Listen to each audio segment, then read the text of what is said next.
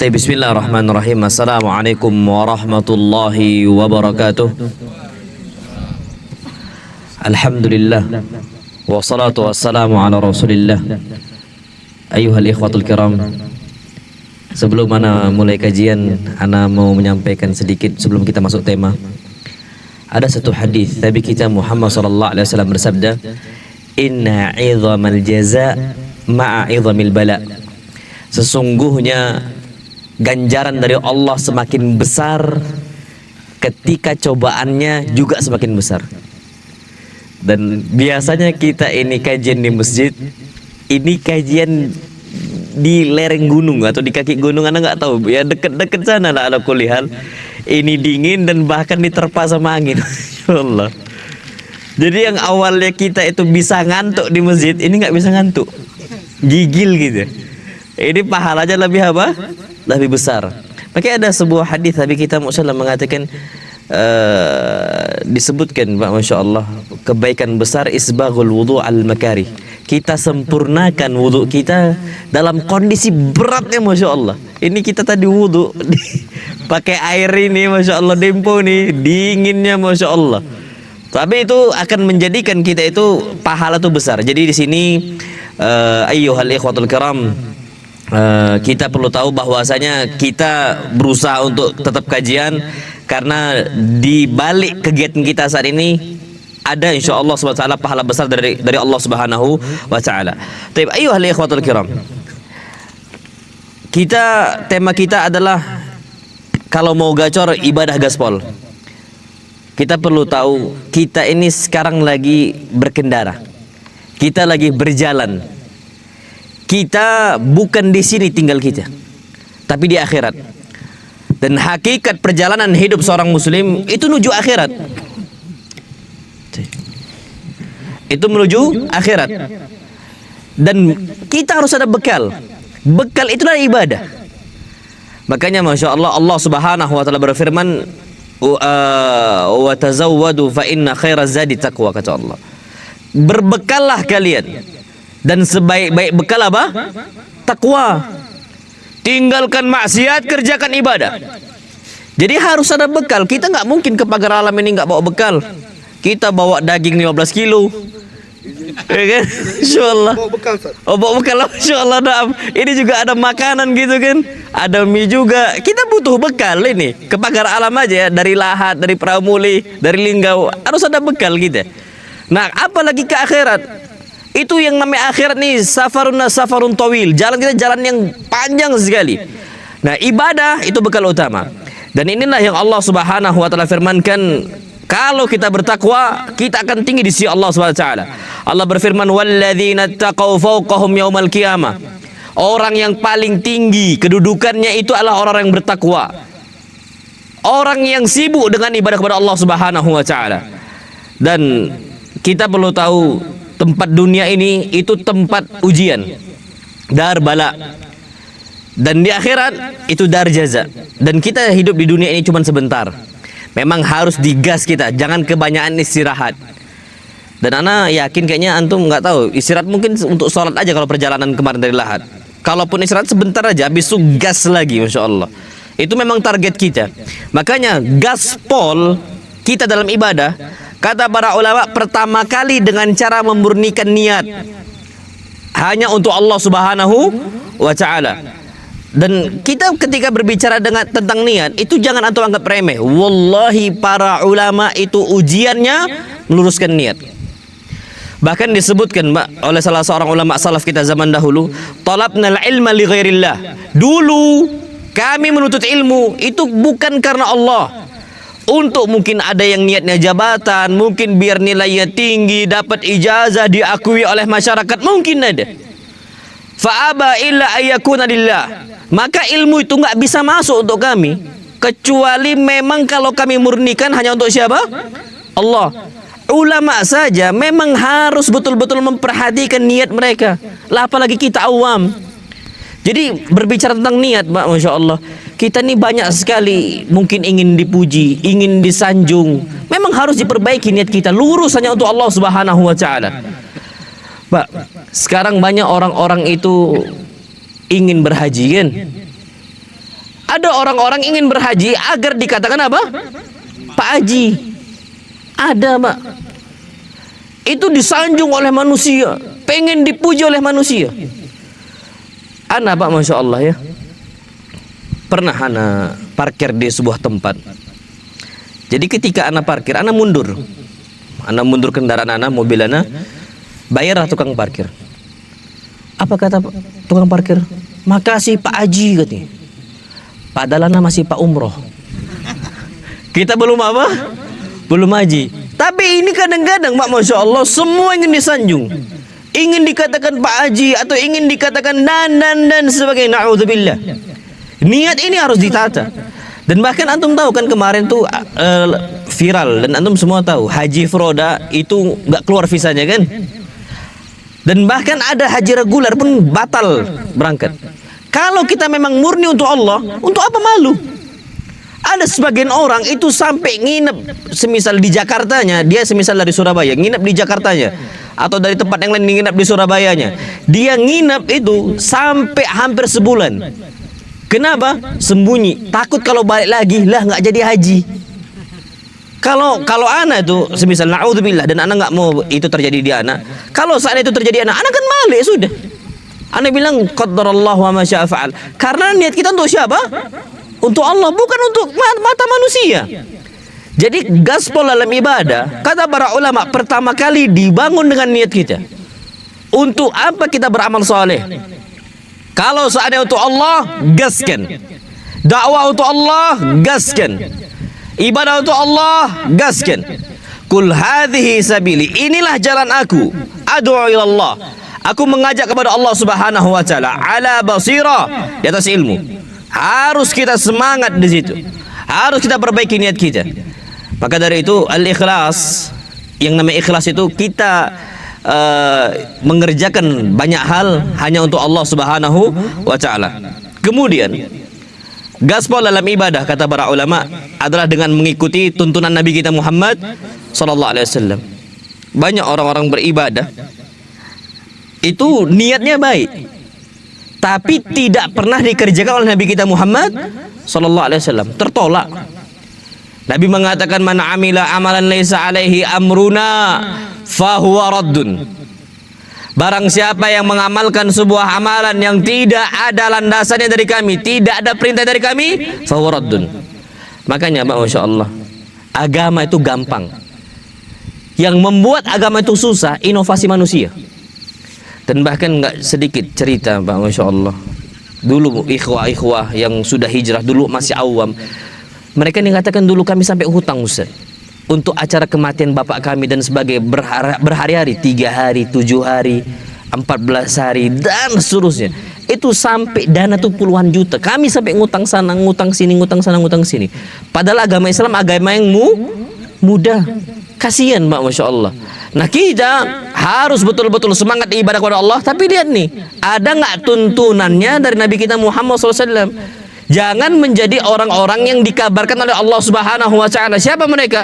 Dalam surah Al-Kahfi, Allah berfirman, "Qul hal nunabbi'ukum bil aksarina amala."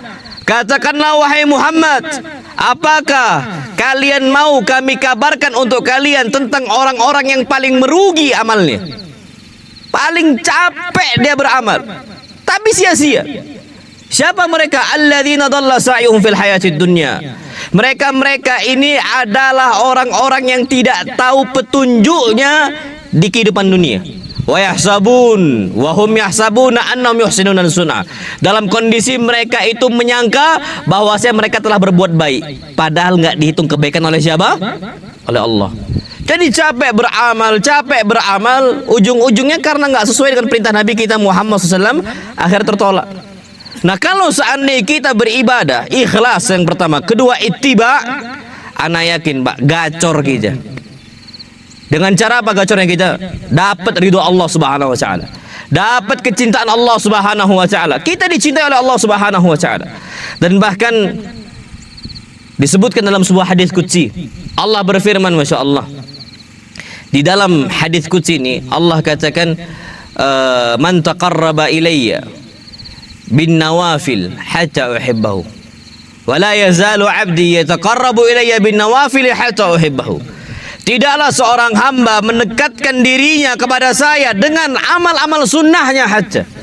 Jadi ibadahnya dikerjakan, sunnahnya juga dikerjakan. Semangat mengerjakan sunnah-sunnah Nabi kita Muhammad sallallahu alaihi wasallam. Sampai apa puncaknya gacor kita? Hatta uhibbahu. Sampai saya cinta kepada dia. Kalau saya sudah cinta ini sama seorang hamba, kata Allah Subhanahu wa taala, kuntu sam'ahu alladhi yasma'u bih. Aku yang akan jaga telinganya. Kita nih kadang-kadang masih suka dengar ghibah, namimah, dengar musik-musiknya. Nanti ada masanya, percayalah sama ana, ada masanya kita ini semua akan merasa nggak senang dengar ghibah, nggak senang dengar namimah. Kita tuh berharap masuk surga dengan kondisi hati yang selamat, nggak suka dengar musik-musiknya. Itu akan apa? Allah jaga. Pak, sekarang ana mau nanya, antum lebih hafal Quran atau lebih hafal musik lagu? Kalau lebih hafal musik lagu, berarti Allah tuh belum cinta sama kita. Percaya sama ana. Hatta Masya Allah Pak, kadang-kadang ikhwah-ikhwah yang sudah hijrah gitu kan, yang sudah ngaji kadang-kadang, ana ngumpul nih Pak, Masya Allah. Waktu itu kami ngebandrek. Jadi ngebandrek kami Pak, awalnya nggak ada musik, sunyi Masya Allah, alhamdulillah, cuman ya omong rame-rame orang ngobrol gitu. Tiba-tiba musik apa? Berputar. Kaki ikhwan pun mulai bergoyang. Jadi ketika ada musik langsung apa? Goyang. Lupa Pak. Sampai salah satu ustadz di samping beliau bilang, Pak, kursi kita kayaknya gempa nih Pak. Karena beliau berdendang dengan kakinya, Masya Allah. Ini Pak berarti kan berarti nikmati nih. Kalau sampai kita udahlah kepala goyang, tangan juga goyang, kaki juga apa? Berdendang. Sudah berarti Allah Subhanahu wa taala itu belum cinta sama kita. Kalau kita cinta, Pak, kita nggak akan dengarkan. Makanya Imam Syafi'i rahimahullah, beliau itu kapan masuk pasar, beliau itu ambil kapas, beliau sumpelkan dia Pak di telinganya.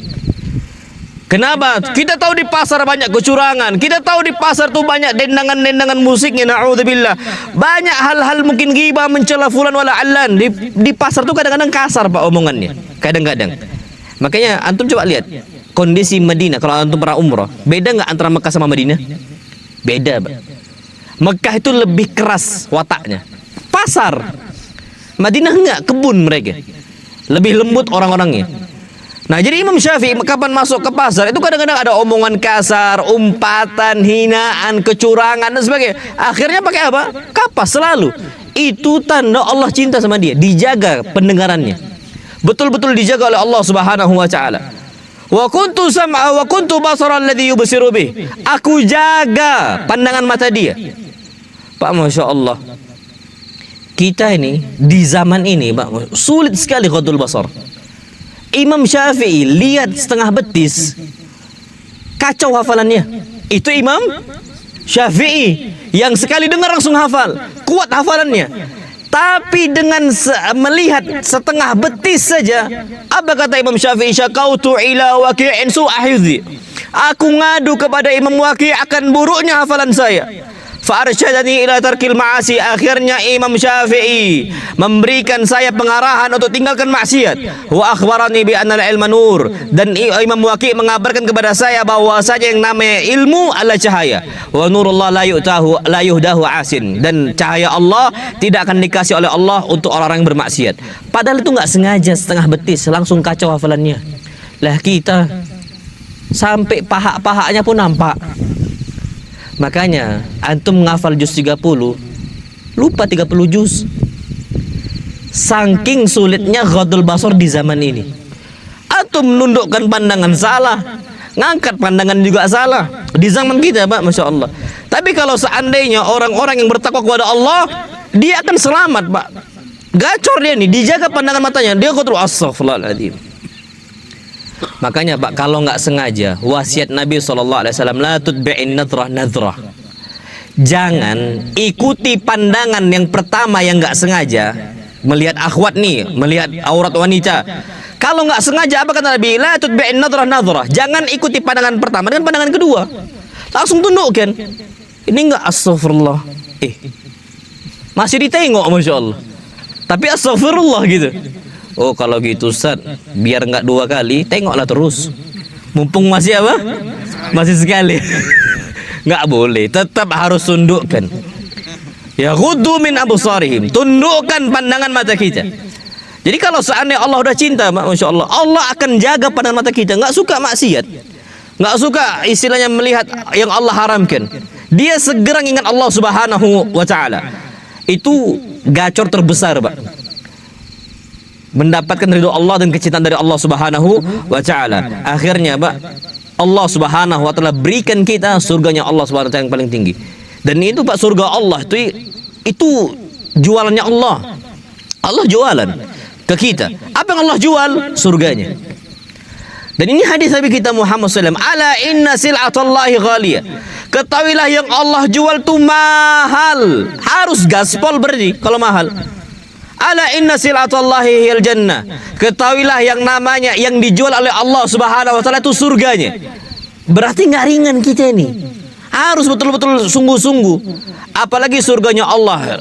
Cobaan nih memang untuk kita semua, Masya Allah, Pak. Nabi kita Muhammad SAW mengatakan huffatil jannatu bil makarih.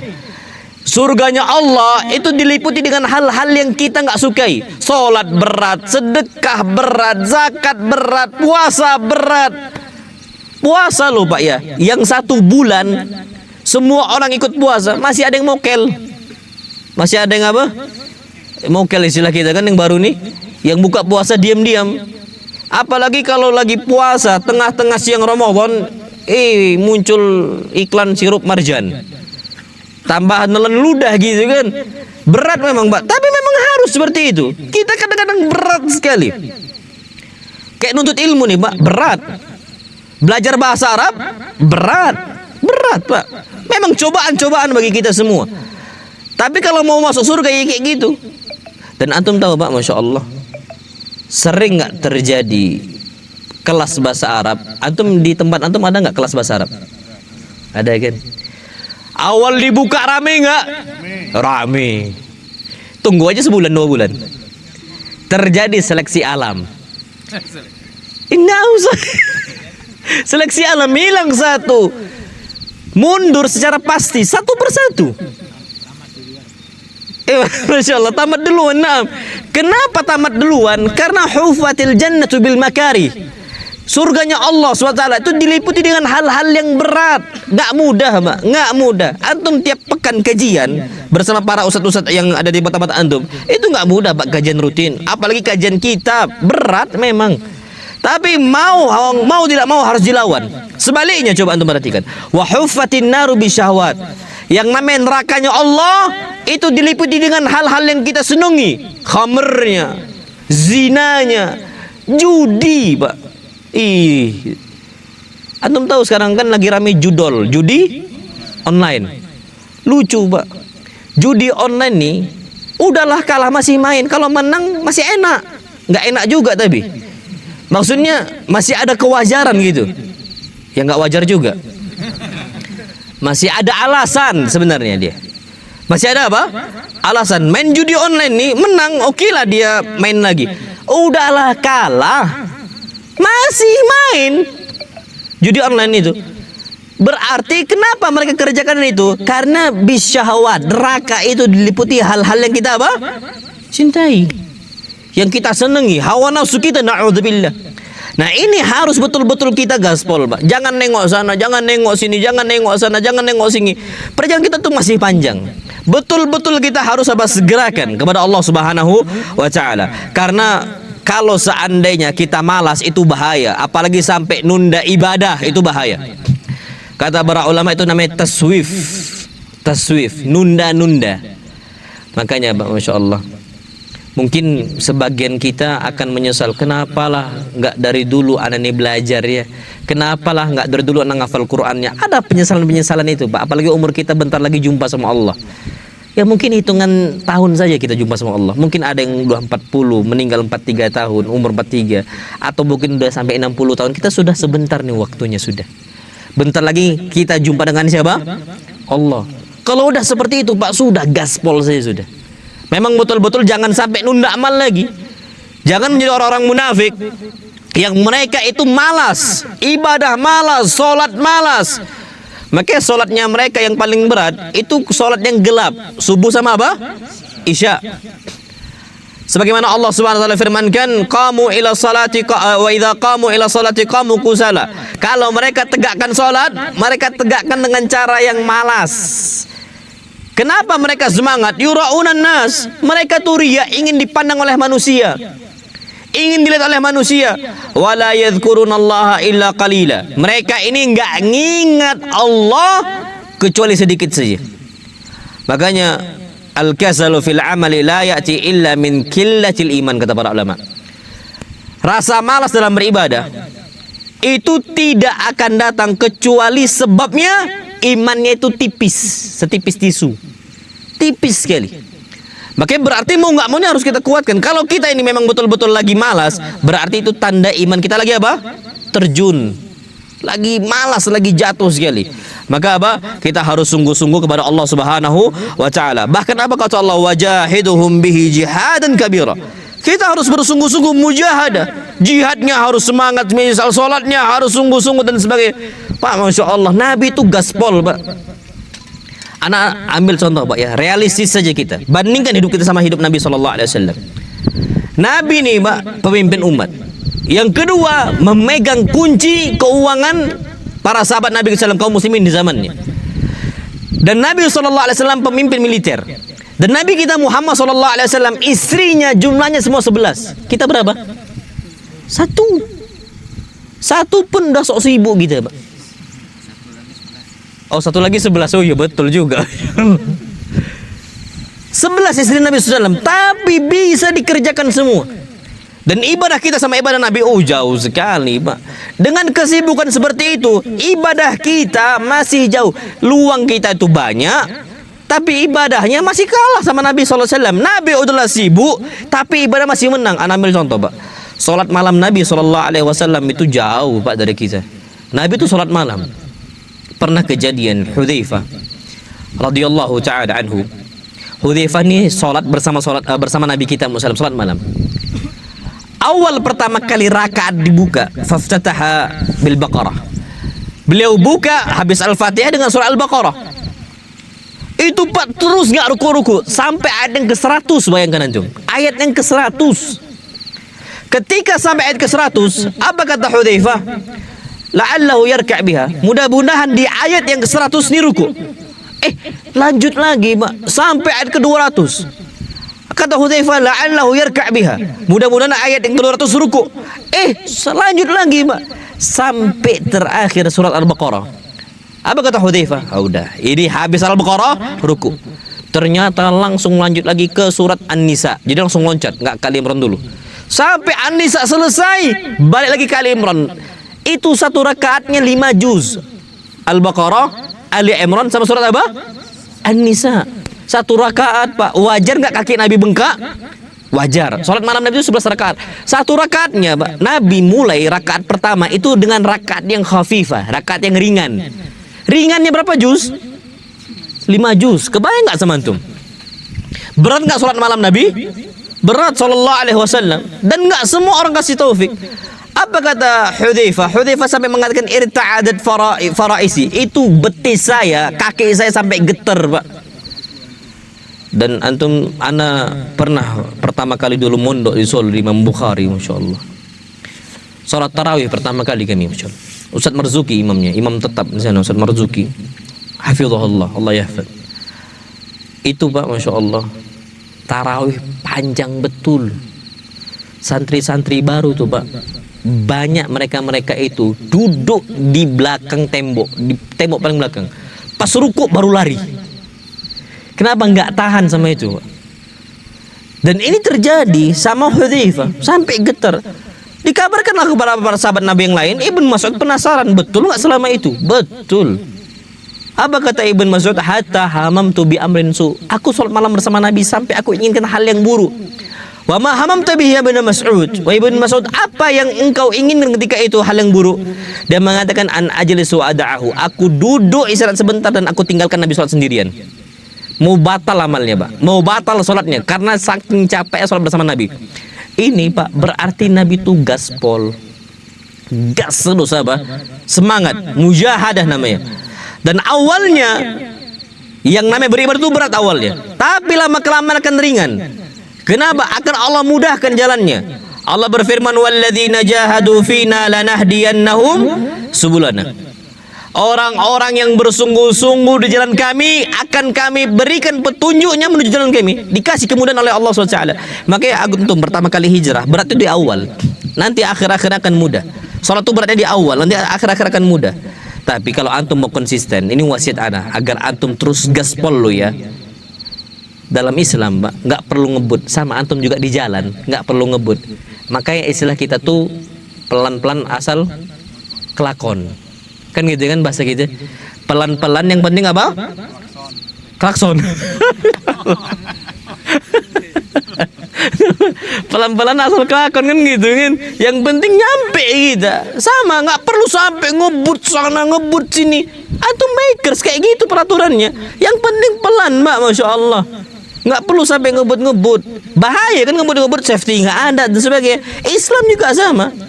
Nabi ajarkan yang penting itu konsisten walaupun pelan, walaupun sedikit. Dan ini lebih dicintai oleh Allah SWT. Apa kata Nabi kita SAW? Ahabbul a'mali ilallah adwamuha wa in qalla. Amalan yang paling dicintai oleh Allah SWT itu amalan yang berkesinambungan walaupun apa? Sedikit. Nggak perlu ngebut, Mak. Ngebut nih kalau kapan kena musibah, na'udzubillah, habis sudah. Pecah ban, Pak. Ada salah satu ikhwah kita di jalan tol itu, Pak, ngebut, pecah bannya, Pak, tiang balik itu ikhwah kita kejadian. Na'udzubillah, Pak, berat kondisinya. Tapi kalau saya pecah ban dia pelan, itu masih bisa, Pak, masih bisa dikendalikan. Ibadah juga sama, Pak. Antum semangat di awal, jangan hancur-hancur, Pak, masya Allah. Maka intinya kalau antum mau konsisten, itu gaspol itu terus gas. Tapi apa? Jangan pol itu bukan ngebut artinya. Bukan sampai maksud antum ngebut. Gaspol itu betul-betul digas tapi pada koridornya. Kalau sampai betul-betul full bahaya, Pak. Bahaya. Semangatnya betul harus pol. Semangat itu harus digaspol tapi kondisinya harus pelan. Bukan pelan tapi normal, seimbang. Kalau enggak, Pak, bahaya, terjal jalan ibadah itu. Dan inilah yang ambil contoh, Pak. Antum kalau kenal hijrah awal-awal, antum pernah nggak lihat kawan antum udah ngaji, udah kenal sunnah Nabi, tiba-tiba futur, ada nggak? Ada, banyak kan? Banyak. Ana lihat, Pak, nggak sedikit orang-orang seperti itu, banyak. Kenapa diporsir di awal, akhirnya sudah futur. Dan ini hadis Nabi kita SAW, inna likulli amalin syirrah. Setiap amal ibadah itu ada masa semangat-semangat dia, masya Allah, nuntut ilmu semangat, kajian semangat, sholat semangat. Inna likulli amalin syirrah, ada masa semangat-semangatnya. Tapi ingat kata Nabi, wa inna likulli syirratin fatra.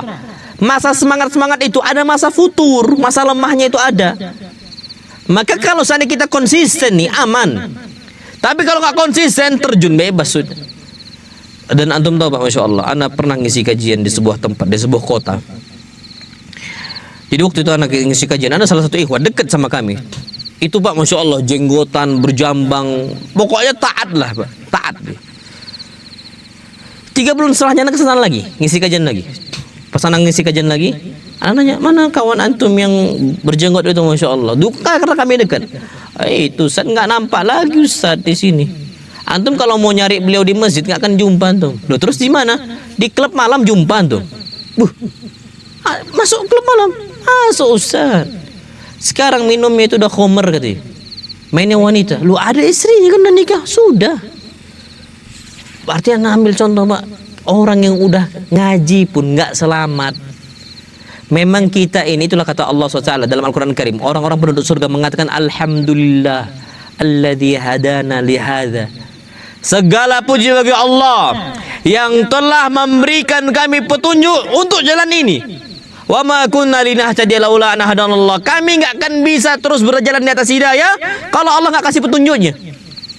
Maka kita harus memuji Allah sampai detik ini kita istiqomah. Puji Allah. Jangan berbangga diri sama diri kita. Pak, ustadz-ustadznya itu semangat bukan karena diri mereka. Enggak. Allah kasih kekuatan bukan karena diri mereka, bukan. Tapi karena siapa? Allah. Nggak bisa dikatakan ini karena anak ini pintar, anak ini cerdas, karena ini anak. Nggak. Semua itu datang dari Allah Subhanahu wa taala. Antum tetap bisa berada istiqamah di sini, di jalan ilmu, jalan kajian, jalan hijrah, itu menunjukkan bahwa saya petunjuk Allah sampai detik ini masih kita terima. Maka dari itu ayyuhal ikhwatul kiram, ingat setiap detik waktu itu bahan bakar perjalanan hidup. Jadi bahan bakar kita nih Pak, waktu. Dan bahan bakar masing-masing orang tuh beda-beda. Dan kita Pak nggak dikasih istilahnya, kalau kita motor ini kan ada apa namanya indikator bensin tuh ya. Tapi kalau kita nggak dikasih Pak oleh Allah bahan bakarnya nih, kita ini motor nih Pak, tubuh kita itu motor. Bahan bakarnya umur kita. Kalau umur habis sudah, mogok dia mati. Bisa disulang mungkin bisa Pak. Antum tahu ada orang-orang mati suri kan? Jantung itu udah nggak, Nabi Isa bisa menghidupkan lagi Pak. Bisa menghidupkan lagi, Allah balikkan nyawanya, bisa. Tapi itu dengan izin Allah Subhanahu wa taala. Ada kejadian-kejadian tertentu yang memang Allah khususkan. Tapi kapan ajalnya habis sudah. Nggak bisa lagi. Selesai sudah. Dan ternyata bahan bakar ini itu nggak ada indikatornya bagi kita. Kapan kita selesai nggak akan ada yang pernah tahu Pak. Kapan habis nih ajal nggak akan pernah tahu. Maka apa kata Allah Subhanahu wa taala? Kita lihat ini. Apa kata Allah? Awalam nu'ammirkum ma yatadzakkaru fihi man tadzakkar. Ini Pak, ayat ini itu renungan bagi kita semua, teguran untuk kita semua. Apa kata Allah? Awalam nu'ammirkum, tidakkah telah kami kasih untuk kalian sebuah umur? Ma yatadzakkaru fihi man tadzakkar. Yang dengan umur itu kita bisa berpikir untuk apa kita hidup. Wa ja'akumun nadhir. Bahkan telah datang peringatan oleh Allah untuk kalian. Para ulama tafsir mengatakan peringatan itu apa nadhir di situ? Asyib, uban. Kita ini udah beruban. Kalau kita sudah beruban, tanda kita sudah apa? Tua. Berarti sudah hati-hati, Pak. Ada indikator, mungkin ada indikatornya. Salah satunya apa? Uban. Tapi kita nggak bisa tentu, Pak. Uban ini sampai kapan lagi nggak pernah tahu. Tapi Allah kasih tanda ini sudah tua. Waja'akumun nadhir. Dan para ulama katakan, Mbak, umur yang Allah kasih untuk berpikir untuk apa kita hidup itu umur 40 tahun. Berarti kalau udah 40 tahun lebih, udah jangan main-main lagi sudah. Kita boleh healing, tetap ibadah. Kita boleh jalan-jalan, tetap ibadah. Kita sendak gurau tapi tetap ibadah. Lingkupnya masih ibadah kepada Allah Subhanahu wa taala. Kalau seandainya cuman sekedar jalan-jalan sana, antum ikut klub motor A, B, C, nggak ada kajian, Mbak. Ya sudah lah gitu aja. Salat mungkin belum tentu ditegakkan salat di situ. Tapi antum di sini, Pak, bersyukur kepada Allah Subhanahu wa taala. Allah kasih wadah di sini di MBI ini, Pak. Bersyukur antum, Pak. Karena kita sudah tua, tapi masih kita itu bisa menyalurkan hobi kita di jalan yang Allah ridhoi. Kita kumpul sama ikhwah-ikhwah dan sebagainya. Karena kalau kita lalai, Pak, bahan bakar kita ini terus habis. Terus nyala nih mesin kita. Maka kata Nabi kita Muhammad sallallahu alaihi wasallam, "Ightanim khamsan qabla khamsin." Gunakanlah 5 perkara sebelum datang apa? 5 perkara. Syababaka qabla haramik. Gunakan masa muda sebelum datang masa tua. Dan juga kata Nabi kita Muhammad sallallahu alaihi wasallam, "Wasihataka qabla sakamik." Masa kita sehat sebelum datang sakit kita. Pak, ada beberapa orang dulu sehat, bugar, masya Allah, bisa sana sini. Kapan sakit? Selesai. Kalau masih sehat, gunakan sebaik mungkin. Wa ghinaka qabla fakrik. Gunakan masa kayanya kita sebelum datang masa miskin. Hidup kita nih, Pak, tilkal ayyamu nudawiluha bainan nas. Hidup kita tuh berputar. Kadang bisa di atas, kadang bisa apa? Di bawah. Di atas bersyukur, di bawah bersabar. Gunakan masa kaya kita untuk bersedekah. Insya Allah akan terus di atas mudah-mudahan, Pak. Kapanpun jatuh, Allah akan bantu lagi ke atas lagi. Syaratnya apa? Gunakan masa kaya kita. Wa faraghaka qabla syughlik. Gunakan masa luang sebelum datang masa apa? Masa sempit kita. Sibuk sana, sibuk sini. Dan ana memang, Pak, sampai detik ini memang sibuk itu betul-betul kerasa. Ana dulu baca kitab itu dalam tempo 3 jam pun ada sehari itu, Pak. Kita selesaikan tuh ada. Itu di luar waktu, di luar untuk persiapan kajian loh ya. Kalau sekarang ini paling cuma 2 jam. Pas malam aja anak baca, pas malam baca sudah. Selesai, Itu Anda baca memang ada rutinnya gitu Pak. Jadi untuk apa istilahnya mengembangkan ilmu kita harus tetap belajar terus Pak. Harus tetap. Nggak bisa enggak. Dulu mungkin 3 jam tuh ada. Sekarang tuh udah 2 jam tuh udah capek. Sibuk sana, sibuk sini, sibuk sana, sibuk sini. Itu kata Nabi kita Muhammad SAW. Terakhir, wahayataka qabla mautik. Gunakan masa hidupnya kita sebelum datang masa apa? Mati. Kullu nafsin dha'iqatul maut. Setiap nyawa yang hidup pasti mati. Kita tahu Pak, dan anak beberapa bulan yang lalu, waktu yang lalu lah kan dengar kita ketua mana? MBI kan? Rahimahullah, Allah yarham. Meninggal, anak lihat pengumuman itu, Masya Allah. Anak nggak tahu, nggak kenal beliau apa udah tua atau sudah muda. Antum lah lebih tahu Pak umur beliau. Anak juga nggak tahu istilahnya umur berapa beliau meninggal rahimahullah. Tapi ala kulil Pak, semua kita tuh pasti mati. Kalau udah ada uban, hati-hati Pak. Itu tanda dari Allah Subhanahu wa taala. Na'am, wallahu alam bissawab. Taib. Kemudian yang berikutnya, hadapi rintangan dan ujian di jalan ibadah dengan kesabaran dan keteguhan hati. Antum Pak hijrah di sini, pegang sunnah, itu pasti banyak cobaan. Banyak rintangan. Antum harus sibukkan kepada Allah Subhanahu wa taala. La yahumuka kalamun nas. Jangan sampai kita sibuk dengan omongan orang, dibilang inilah, dibilang itu. Antum tahu kan dulu kenal sunnah pertama kali mungkin ada yang bilang inilah, tuduhan inilah. Tapi nggak apa-apa, mereka biarkan Pak. Mereka ngomong kita ini apa adanya, nggak ada masalah. Tapi kita fokus untuk nyembah siapa? Allah. Itu fokus kita Pak. Kalamun nas la yantahi. Ucapan orang itu nggak akan selesai. Antum, Masya Allah, Nabi diuji. Kalau Nabi diuji apalagi kita? Nggak mungkin nggak diuji Pak. Nabi ini orang soleh, taat kepada Allah, masih diuji. Apalagi kita, banyak maksiat dan banyak dosanya. Mau nggak mau harus diuji oleh Allah Subhanahu wa taala. Mau nggak mau Pak. Makanya apa kata Allah Subhanahu wa taala? Was-sabirina fil ba'sa'i wad-dharra'i wa hinal ba's. Orang-orang yang Allah cintai, mereka-mereka yang sabar ketika diuji oleh Allah dalam kondisi genting berat sekali. Wahinal ba's, dan di saat kondisi ketika Allah timpakan untuknya sebuah musibah, langsung sabar Pak. Ada orang, na'udzubillah, suami yang meninggal, hina Allah, ya Allah engkau ini zalim, tampar wajah sana sini. Tapi kalau orang taat, dia mengatakan inna lillah wa inna ilaihi rajiun. Inna lillahi ma a'ta wa lahu ma akhadh. Ya Allah yang ngasih untuk kita, Allah juga yang ngambil dari kita. Itu yang kita katakan. Tapi nggak semua orang siap loh dengan rintangan ini. Antum lihat Pak, Masya Allah. Makanya sebenarnya Pak ya, kalau bisa ini saran anak Pak. Antum punya anak, letakkan di pondok pesantren. Itu paling kuat biasanya imannya, lebih kokoh imannya.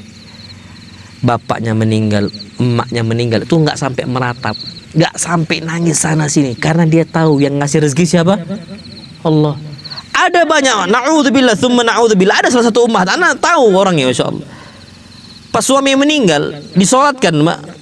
Istri nggak siap, sampai meratap. Udah jilbab besar, Pak. Ini kejadian di tempat kami. Sampai dia, ya Allah, kayak mana ini, ya Allah, suami saya meninggal. Itu udah dimandiin, Pak. Udah masuk, mau disolatkan waktu itu. Udah mau disolatkan. Disampaikan sama ikhwan-ikhwan, Bu, sabar. Dan antum tahu, Pak, Masya Allah. Ini karena mentalnya nggak siap imannya, nggak dekat kepada Allah.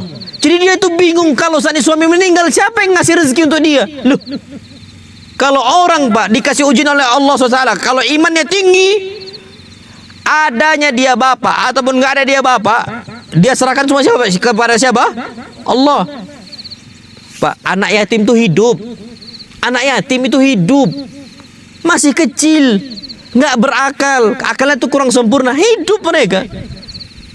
Jadi jangan dikira Pak, ini orang istri nih sebelum nikah kan dikasih rezeki oleh Allah, setelah nikah juga dikasih rezeki oleh Allah. Suami meninggal juga dikasih rezeki oleh Allah, nggak usah takut. Nah nanti kalau seandainya antum punya anak, antum letakkan di pondok pesantren Pak, itu lebih siap biasa mentalnya. Jadi antum tuh, dan bahkan Masya Allah ya, yu'adzabul mayyit biniyahati ahlihi. Mayit itu kan diazab, disiksa oleh Allah dengan ratapan keluarganya. Tapi kalau antum anaknya di pondok pesantren, tamat mereka, nak, abi meninggal, jangan ada yang meratap. Nggak usah takut rezeki, nggak usah takut kehilangan abi, karena ada Allah yang maha abadi. Abi ini fana. Abi ini pasti mati. Sebelum kalian lahir, Allah yang ngasih rezeki untuk kalian. Setelah kalian lahir, Allah yang ngasih rezeki untuk kalian. Abi ini cuma wasilah saja. Makanya Pak, saran anak, kalau anak antum masih ada di antum gitu ya, anak antum minta semisal uang jajan. Ini sering anak sampaikan. Ini anak mau bangun antum akidah ke anak antum Pak. Bi minta uang jajan, antum jangan langsung kasih. Salah antum. Antum katakan nak minta kepada siapa? Ke Allah. Minta dulu. Bi 2000, minta 2000 kepada Allah. Anak-anak tuh polos Pak. Ya Allah, minta 2000. Datang dia lagi ke kita. Bi udah minta sama Allah. Tapi antum ambil 2000, antum katakan, nak ini 2000 bukan Abi yang ngasih. Hakikatnya yang ngasih ini Allah, tapi Abi ini wasilah saja, perantara. Kalau Allah nggak kasih izin, nggak akan nyampe 2000 ini kepada kamu nak. Sampaikan seperti itu Pak. Jadi kalau kami di pondok itu memang belajar akidah Pak, kitabut tauhid kami pelajari, uluhiyah kami dipelajari akidah rububiyah, kemudian uluhiyah, asma wa sifat. Kita tahu ar-razzaq, ar-razik, kita tahu itu semua Pak, Masya Allah SWT. Itu kita pelajari. Tapi kalau orang-orang awam ini kadang-kadang nggak dipelajari. Akhirnya ketika bapak meninggal, sudah Pak, nangis berhari-hari. Sampai menatap, bahkan ada anak bunuh diri karena bapaknya apa? Meninggal. Itu nggak siap mereka. Nah jadi di sini Pak, saran ana, kalau ada musibah, ada cobaan, dipecat, sabar. Karena Nabi aja diuji, yang soleh saja, yang ibadah terus diuji, apalagi kita yang banyak maksiat, nggak mungkin nggak diuji oleh Allah Subhanahu wa Ta'ala.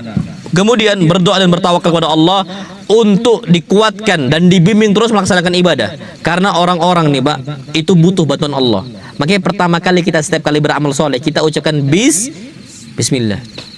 Naik kendaraan bismillah, nulis bismillah, nyimak kajian bismillah, semua harus bismillah Pak. Makan bismillah. Kalau Allah nggak tolong kita Pak, lepas, lemah kita, nggak kuat kita. Makanya minta pertolongan kepada Allah mulai dengan bismillah. Makanya kata Nabi kita Muhammad SAW, kullu amrin dzibalin la yubda'u fi bismillah fa huwa aqta. Setiap perkara-perkara yang besar yang nggak dimulai dengan bismillah, maka dia akan terputus keberkahannya. Sulit Pak. Kadang-kadang nggak selesai ini, nggak selesai itu.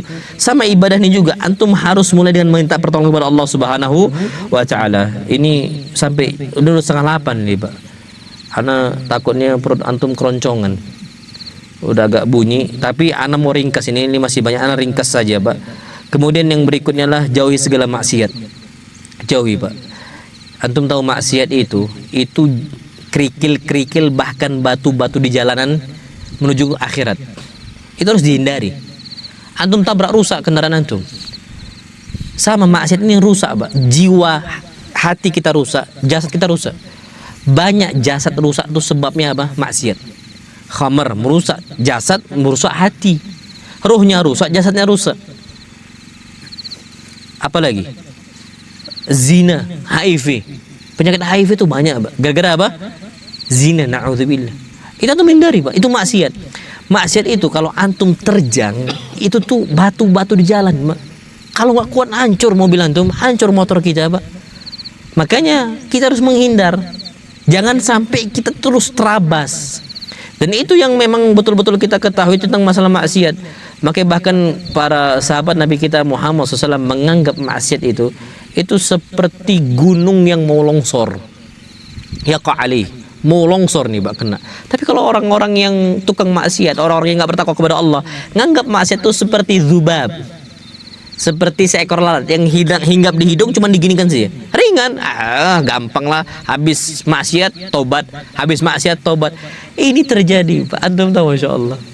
Caranya syaitan agar manusia bermaksiat kepada Allah itu dikasih iming-iming. Nggak apa-apa maksiat, toh juga nanti bisa apa? Bertobat. Ini terjadi, antum tahu Pak. Kenapa Nabi Yusuf dicampakkan sama saudara-saudara ke dalam sumur? Itu tadi cara syaitan.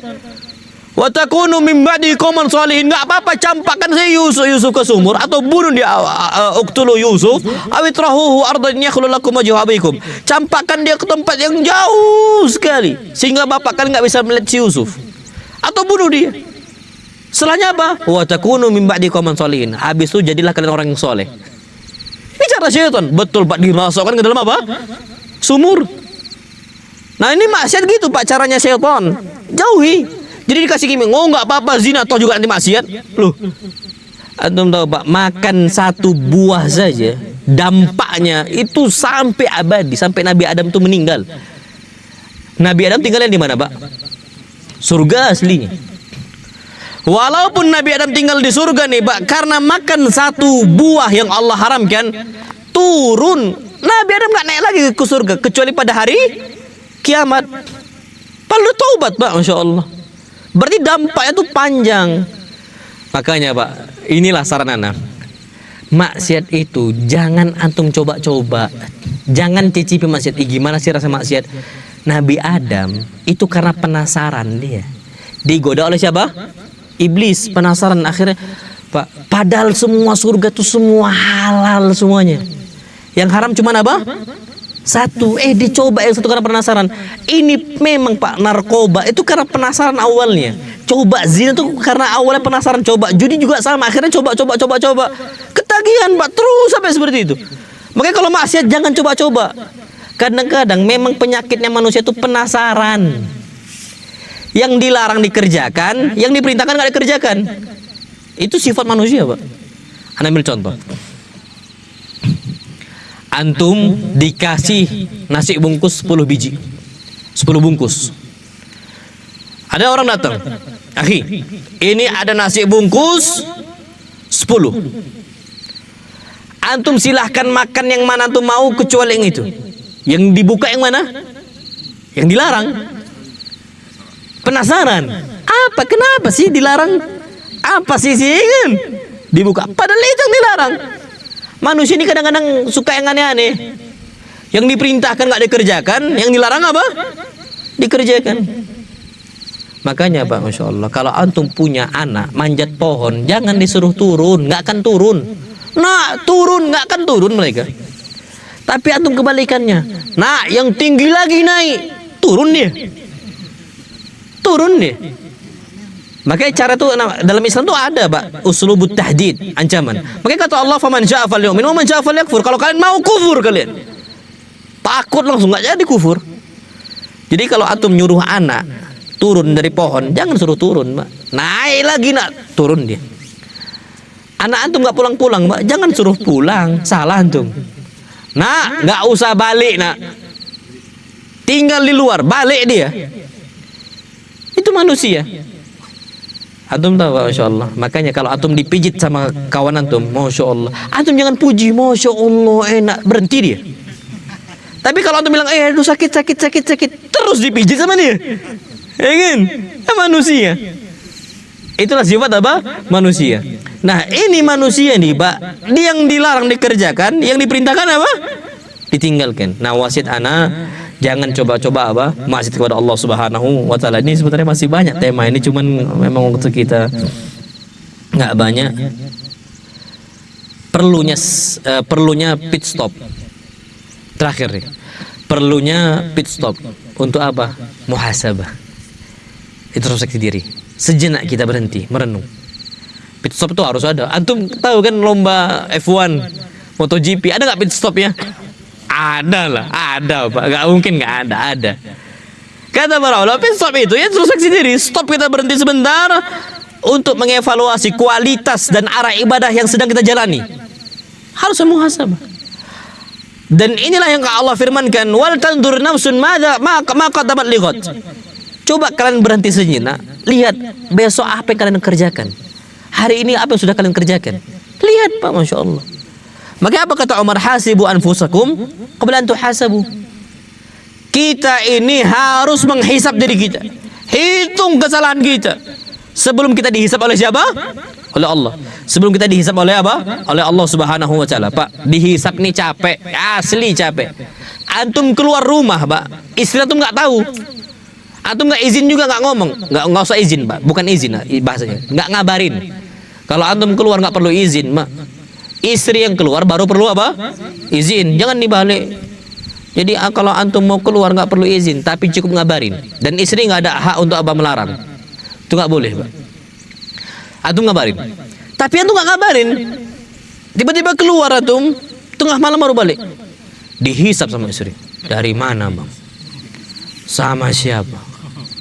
Kenapa sampai jam segini baru pulang? Capek nggak kita dihisap? Capek.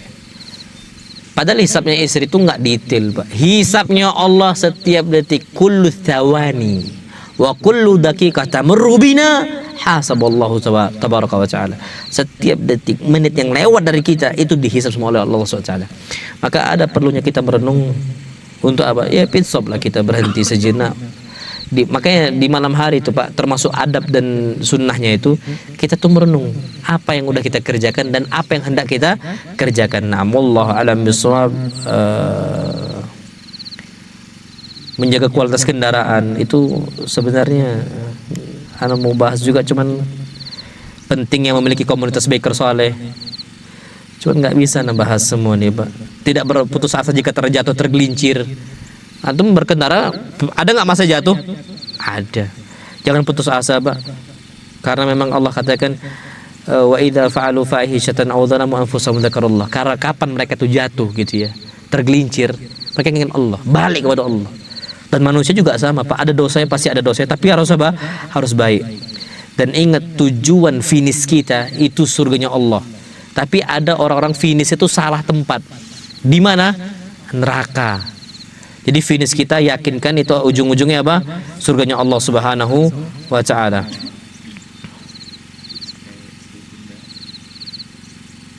Baik, ana tutup di sini Pak, Masya Allah.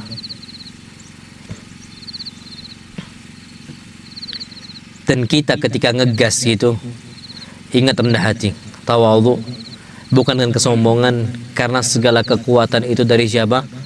Allah. Semua tentang dari Allah. Antum punya motor-motor yang Masya Allah Pak ya, dengan segala berbagai macam mereknya, kendaraan dengan segala berbagai macam merek, hatta yang paling bawah sampai yang paling atas, itu semua datang dari siapa? Allah. Sama ibadah kita Pak, ada orang yang Allah kasih kemampuan untuk ngafal hadis, ngafal Quran. Ada orang yang mampu rajin sedekahnya, rajin zakatnya, rajin bantu kawannya. Itu semua datang dari Allah SWT. Jangan antum sombong. Ustadz-ustadznya itu nggak bisa sombong Pak.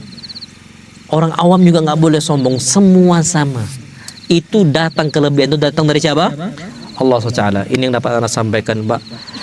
Kurang lebihnya Anda mohon maaf. Sampai 10 menit ini lewat nih Pak, 19.40 Anda mohon maaf. Ya insya Allah Subhanahu wa ta'ala yang sedikit ini bermanfaat untuk diri Anda pribadi dan untuk antum semua. Yang benar datang dari Allah Subhanahu wa ta'ala, yang salah datang dari Anda pribadi syaitan, dan Anda berlindung dari kesalahan tersebut. Wa sallallahu nabiyana Muhammad subhanakallahumma wa bihamdika asyhadu an la ilaha illa anta astaghfiruka wa atubu ilaik. Assalamualaikum warahmatullahi wabarakatuh.